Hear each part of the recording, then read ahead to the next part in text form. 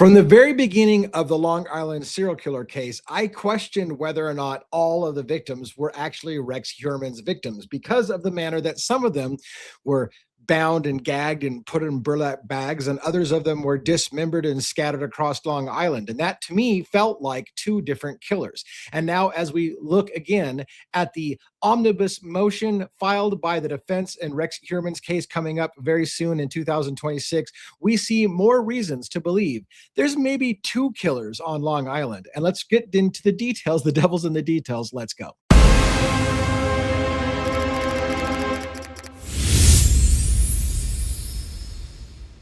Now, right off the bat, I want to point out that this is kind of a legal breakdown. So we're going to cover a legal document, the omnibus motion that was filed by the defense of Rex Heuermann in preparation for the September 2026 trial. At least that's the minimum we're going to go is September. The judge says come hell or high water, we're starting that trial in September. And so as we move forward, we're now seeing more details. And by the way, this legal document that was submitted by Rex Heuermann's defense team has so many cool details that it's going to take many videos for us to get through. So I'm going to kind of do this in multiple parts. We've already done a part last week.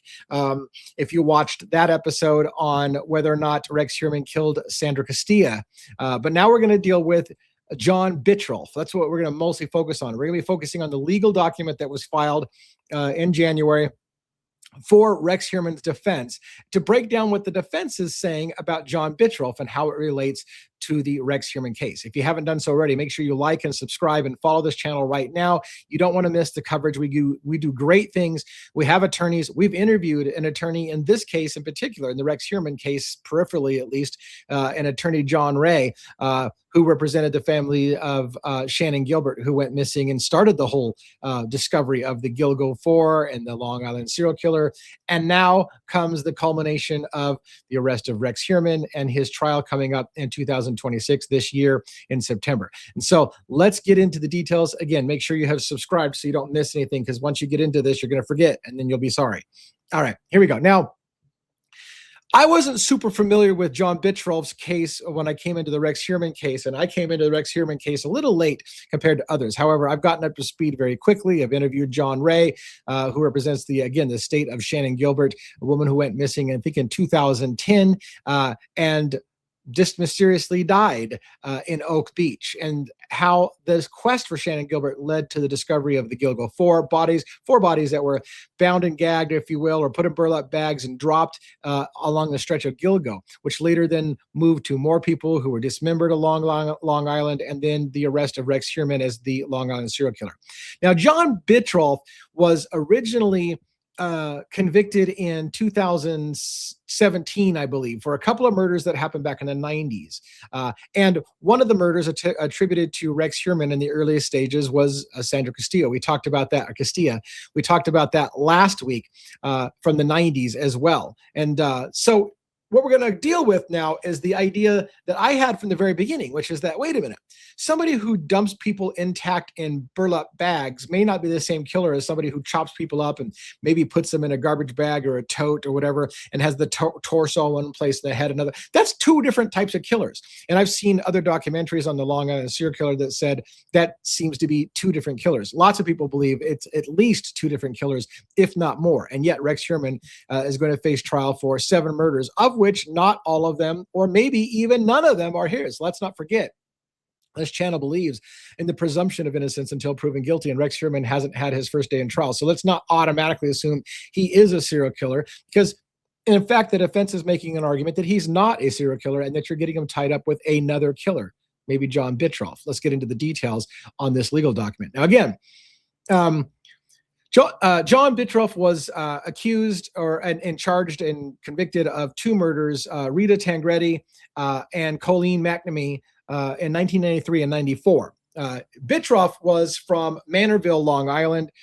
And so Gilgo Beach, Manorville, Long Island, there's connections between the two. And so we started to get some confusion on, did Bittrolff kill some of Rex Heuermann's victims? Did Rex Heuermann kill some of John Bittrolff's? Are these two guys somehow overlapping each other? Are they the same killer? Are they not? That's going to be the gist of what we're going to get into here as we get into the legal document. So let's try to get right into the meat and potatoes of the legal document. I'm going to put it up on screen for you. right quick. I don't know how long this is going to be, but this is we're going to deal with just a section. It's point number 3 or objection number 3 in filed by the defense of Rex Heuermann recently in January. It's the order for the production of discovery related to the Bittrolff prosecution and related investigations. Let's blow this up full screen, by the way, or at least as big as we can possibly get it, and have you be able to read along. So this is page 22 of a 178-page motion. We've already covered some of this legal document. There's lots more of this legal document we're going to cover, but this video today is going to focus on the John Bittrolff situation and what the defense of Rex Heuermann is saying about John Bittrolff. So this is the order for the production of discovery pertaining to the Bittrolff prosecution and related investigation. Basically, what the defense of Rex Heuermann is saying is, look, you try to look into the possibility that John Bittrolff didn't kill Tangredi and McNamee back in the 90s, that maybe Rex Heuermann was. And so you had his victims that he was convicted of retested to see if they maybe matched Rex Heuermann. Now, it turned out Rex Heuermann was not related DNA-wise to those murders, and so that kind of stays where it's at. However, what the defense of Rex Heuermann is saying is, wait a minute, you have long suspected Bittrolff as being the Long Island serial killer for a long time, and you looked into John Bittrolff's possibility of killing some of Rex Heuermann's guys. So, like you did with John Bittrolff, and you said, "Hey, let's see if Rex Heuermann did some of John Bittrolff's murders. How about we look the other way and see if John Bittrolff did some of Rex Heuermann's murders?" So it's a tit for tat type of fight, right? So let's get into the details.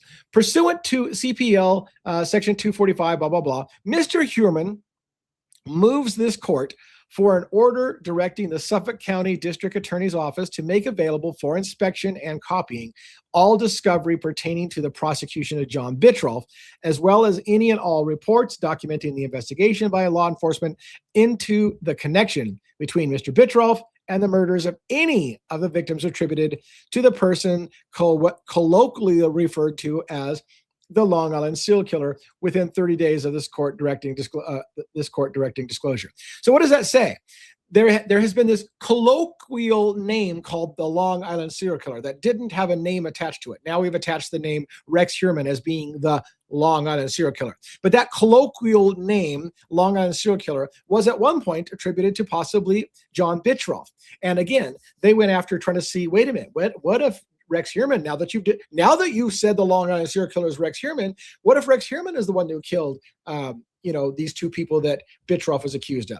So in that investigation, they looked into what the defense of Rex Heuermann is saying. I want all records that you looked into to suggest that Bittrolff was the Long Island serial killer. We need to see all that information to properly prepare for Rex Heuermann's defense, because maybe there is an alternative suspect out there. Again, all they have to do is convince a jury that there is reasonable doubt that Rex Heuermann's the guy that did it. Maybe John Bittrolff did it. So in order to present Rex Heuermann's defense, they need to be able to say, well, just how close was law enforcement into thinking Bittrolff was the Long Island serial killer and not Rex Heuermann? And the jury should hear that evidence. That's the gist of this argument. Despite the prosecution's constitutional and statutory duty to automatically disclose to the defense evidence and information in their possession that tends to negate the defendant's guilt, support a potential defense, impeach the credibility of the prosecution's witness, or undermine the evidence identifying Mr. Heuermann as the perpetrator, the defense has not received critical discovery necessary to prepare for a meaningful defense. So what this legal document is saying is the defense is saying, look, the prosecution has an obligation to turn over to us anything that might cause reasonable doubt for our guy. That's their job. If when they are investigating and arresting Rex Heuermann for the murders, did they come across anything that might suggest he didn't do it? And if so, you must show that to us. That's the law. And they haven't done so. That's what the defense of Rex Heuermann is saying, is the prosecution has not turned over all the discovery about things that might suggest Rex Heuermann didn't do the murders they're accusing him of. So the defense is now asking the judge to force them to provide all of the discovery, things that might help Rex Heuermann's case, and give it to them promptly. The defense has made a diligent and good faith effort to resolve this dispute without court intervention, but the prosecution has been unresponsive, prejudicing Mr. Heuermann's ability to effectively investigate and prepare for trial. So what the defense is saying there is that, look, we've tried to do this gentlemanlike. We tried to go to the prosecution and say, look, don't make us get the judge involved. Why don't you guys just hand over some discovery so we can start working on it? And they're like, yeah, you know what? We'll get to it. We'll get to it. We'll get to it. And they never got it. That's kind of the gist of the argument. The defense is saying, we've tried to be the good guy and not involve the judge. But now that the trial is coming post haste, it's time to get the judge involved. So now they're asking the judge, force the prosecution to turn over what they have. Relevant facts and background. And this is where a lot of the stuff really gets interesting to me. When we start getting in, these legal documents become fascinating because it shows us so much extra detail that doesn't get talked about in mainstream media a lot. So let's get into that. Here's the relevant factual background. On September 17th, 2017, during remarks to the press, following the sentencing of John Bittrolff for the murders of Rita Tangredi and Colleen McNamee, the Suffolk County District Attorney Homicide Deputy Bureau Chief, Robert Biancavilla, I'm not sure if I'm pronouncing that right, but I think it's close, Biancavilla, proclaimed that the as yet unsolved murders of 10 additional victims may be attributed to the handiwork of John Bittrolff. Now let's stop right there.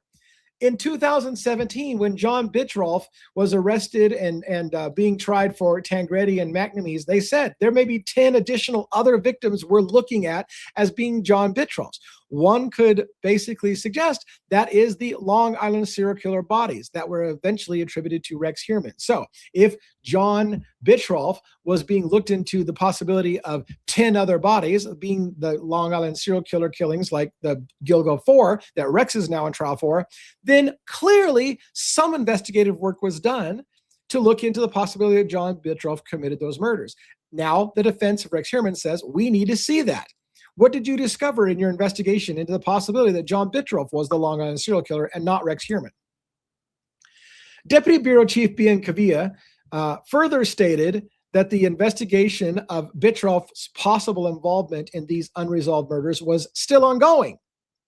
And then they cite the prosecutor's convicted killer may be tried to Long Island beach deaths in the Associated Press in an article dated September 12, 2012. So again, ongoing investigation, they're still looking into John Bittrolff, et cetera, et cetera. There are, this is point 72 of the defense's motion of Rex Heuermann, there are undeniably stark similarities between the modus operandi employed by Bittrolff in the murders of Tangredi and McNamee and that of the perpetrator of many of the 10 additional victims, such as the temporal proximity of their deaths, the background of the victims, the nature and site chosen for the disposing of the victims' remains, and sexually ritualistic posing of the victims' bodies. So what they're saying is, look, Bittrolff may have also been stalking, allegedly, sex workers.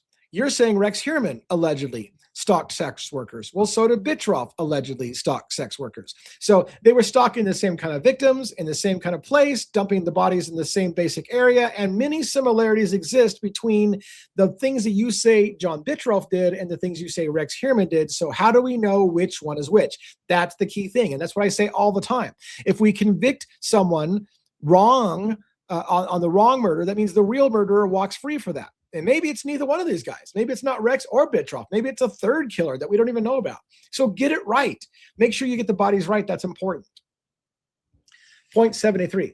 A Suffolk County court, noting certain parallels between the Tangredi and McNamee crime scenes and that of Sandra Castilla, which we talked about last week in depth from this same legal document that we're reading, for which Rex Heuermann has been indicted, issued an order dated October 10th, 2025, directing that unknown DNA recovered from the McNamee crime scene be compared to Rex Heuermann.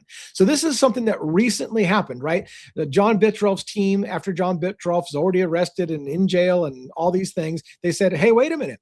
You guys have arrested this new guy named Rex Heuermann as the Long Island serial killer. How about we test the people that you say John Bittrolff murdered and see if maybe Rex Heuermann's DNA isn't at those crime scenes. They did test that, and they did not find Rex Heuermann's DNA at those crime scenes, and that made major news. Rex Heuermann has been excluded as a possible killer in a couple of murders, and it made everybody think they were talking about the 7 murders Rex Heuermann's facing, and it wasn't. They were going back in time, looking at John Bittrolff's murders and saying, could Rex have done these as well? And they concluded no, based on DNA evidence. The result of this testing has excluded Rex Heuermann as being involved in the Bittrolff murders. So that's something they determined. No, Rex Heuermann was not, his DNA is not found at those scenes. So we're not going to say Rex Heuermann had any possible connection with the murders that John Bittrolff is still serving time for.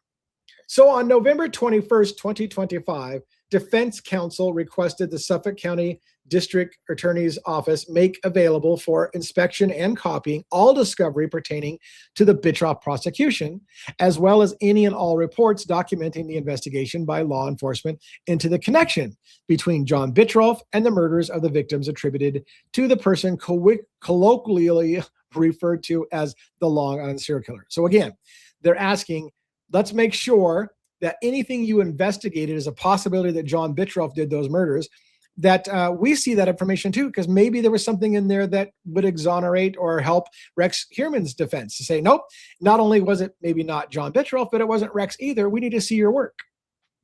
To date, no response has been given. So the defense has asked for the John Bittrolff investigation work, and they have not been given it. And they feel, the defense, that it's relevant to Rex Heuermann's case. And I agree. I agree because I've said all along, I don't think that the same person possibly killed all those people, the 7 people that Rex Heuermann's attributed to. Because again, some of them are done very differently than the others. So is it the same killer?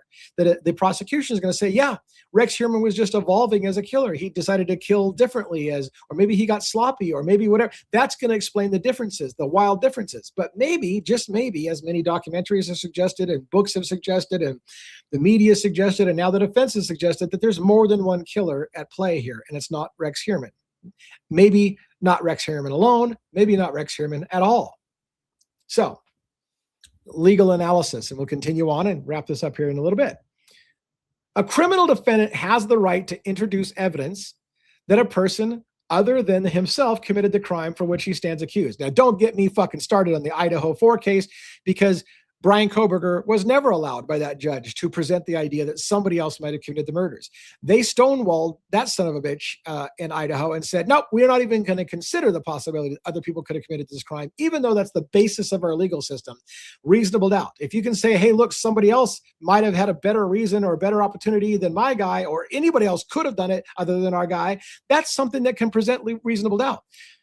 Brian Koberger was never allowed to even suggest that. But they're saying here in this document, hey, by the way, remember, people have a right to suggest that somebody else might have committed the murders, unless you're in Idaho. But anyways, we're in New York on this case, so let's stick with this case. A criminal defendant has the right to introduce evidence that a person other than himself committed the crime for which he is accused, and they list Chambers versus Mississippi, a non-New York law. Why didn't that law apply in Idaho? Anyways, I digress a lot.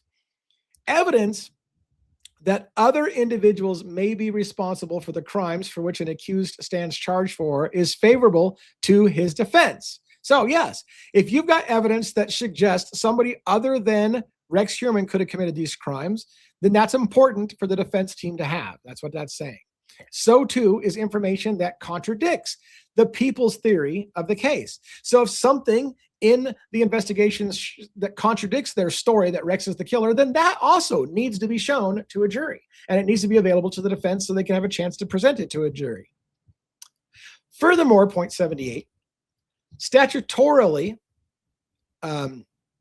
requires, this particular law statutorily requires the prosecution to automatically disclose to the defense, all evidence and information, including that which is known to police or law enforcement agencies acting in the government's behalf in the case, that tends to negate the defendant's guilt to a charged offense, reduce the degree or mitigate the defendant's culpability as to the charged offense, support a potential defense to a charged offense, impeach the credibility of a testifying witness, undermine the evidence of the defendant's identity as the perpetrator of the charges, or provide a basis for a motion to suppress evidence or mitigate punishment. What it basically says is you automatically are supposed to give us anything that could potentially look to somebody else as the killer. And you already were looking at the possibility that John Bittrolff was the killer of the Long Island serial killers cases. So We need to have had that information. How is it that we don't have it yet? This is a common game in America we play. The prosecution doesn't play fair. Laws are in place saying the prosecution and law enforcement needs to turn everything over to a defense because the defense is supposed to be presumed innocent until proven guilty. You're supposed to let them know, hey, this is what we're going to bring against you, but you should be presumed innocent. So if you're innocent, prove to us we're wrong. Here's what we have. They're not doing that. They don't. More and more, the prosecution and law enforcement doesn't give the defense everything that they know because it's some kind of secret game. It's not supposed to be secret. The deck is supposed to be stacked on behalf of the defendant, who's presumed to be innocent. But we're changing things in America. It's getting worse and worse all the time. Consequently, evidence tending to implicate John Bittrolff in some or all of the murders for which Rex Heuermann stands accused constitutes favorable evidence material to guilt and are items that must be constitutionally and statutorily disclosed to the defense. So what they're saying is, if you ever thought John Bittrolff might be the Long Island serial killer, that kind of is important to the defense of Rex Heuermann, because at some point you thought somebody else was doing it. So that is important to Rex Heuermann's case, because now all of a sudden you're trying to act like, hey, we've never thought it's anybody other than Rex Heuermann. Bullshit. You did think it was somebody else. So now we need to know why you thought it was somebody else so that we can present that to a jury as well. Point 80. The items sought in this motion are material and necessary for Heuermann to prepare an adequate defense. Without access to the discovery pertaining to the Bittrolff prosecution, as well as any and all reports documenting the investigation by law enforcement into the connection between John Bittrolff and the murders of the victims attributed to the Long Island serial killer, Mr. Heuermann cannot effectively, 1, investigate potential defenses, 2, prepare for cross-examination of prosecution's witnesses, 3, identify potential defense witnesses, or 4, determine whether any additional pretrial motions need to be filed. We have to have this shit. You're moving forward at a breakneck speed for a trial in September, and yet you still won't let us look at why you thought John Bittrolff might have been the killer. We need to know that in detail, not just what we read in the press, but what you guys actually had on John Bittrolff and what you looked at and why you excluded him or didn't exclude him.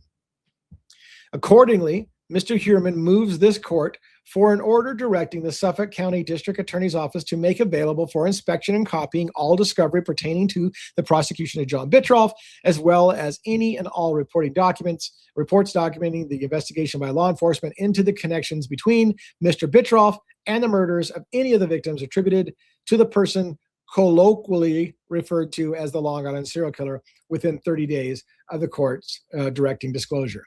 So that's the main points for today. There's much, much more in this legal document. The next section is so heavy, it has to do with illegal searches and seizures of Rex Heuermann's property and cell phones. Big, big, big legal discussion, and it's going to take a whole video by itself. So today I just wanted to focus on the John Bittrolff situation. So consider this once again.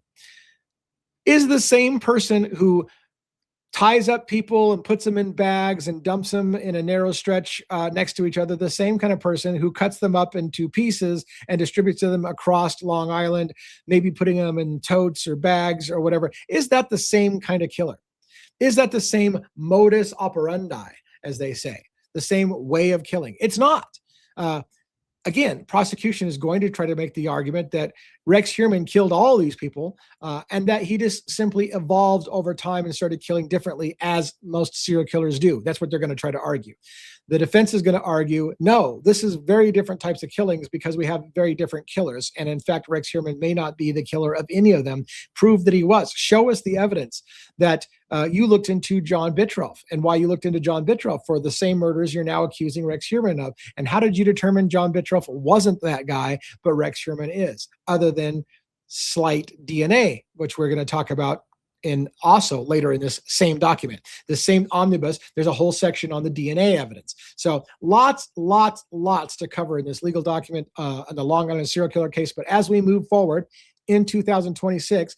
We're going to keep covering this case, doing legal breakdowns. We're going to take, because there's a while before we go to trial, we're going to kind of do this in parts. We're going to do it slowly and like we're doing now, where one video is just about a few pages of that legal omnibus. And now this is about a couple more pages of the omnibus. And we'll do next week, we'll do a little bit more. And we can take our time getting through the document and really digesting it. Hope you're enjoying the analysis and the food for thought on my show, The Devil's Advocates. We often have cops, for example. We have a regular On My Lives. If you're not aware of it, we have Crimes After Dark, a special that we do every single night, a live show that usually lasts about 2 hours, sometimes 3 hours.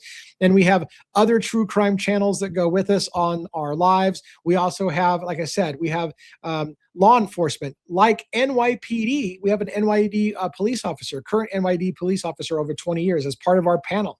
And they give their perspectives on how things work in Long Island. I went out to Long Island and met with that police officer, and we spent time together and drove around the Long Island serial killer hunting grounds. We went around and to the dumping ground of the Gilgo 4 bodies. We did that kind of stuff together. There's lots of really, really cool shit on this channel. You should not be missing it. We have attorneys. I've interviewed, like I said, I've had multiple meetings with and interviews with John Ray, the attorney representing the family of Shannon Gilbert, who went missing in this case, related to this case. We are very deeply involved in this case, and it's going to hopefully grow in the future. So check out this channel. We got a lot going on and a lot of future things to cover. Have a great day. Till next week. See you.